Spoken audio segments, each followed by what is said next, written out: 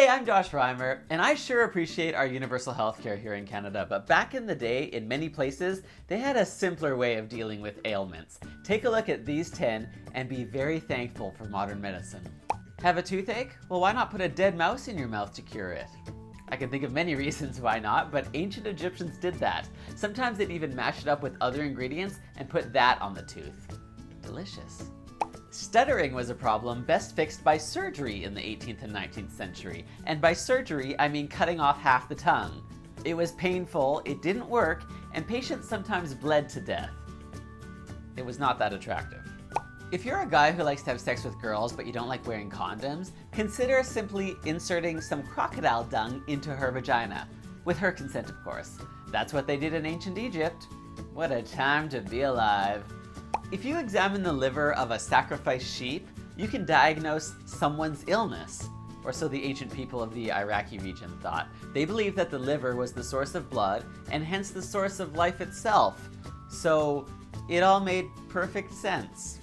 On kind of a similar note, 17th century medicine included a powder made from mummified corpses and pig brains, among other things, that were added to a sword after it had wounded somebody, with the expectation that adding it to the sword somehow encouraged the wound to heal.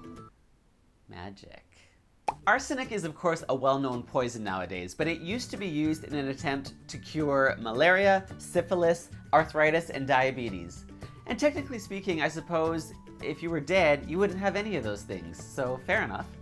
Moldy bread was used to disinfect cuts in ancient Egypt, which seems bizarre, but penicillin is basically a type of mold that fights bacteria in your body. So out of everything I've mentioned so far, this one definitely makes the most sense, which isn't saying much.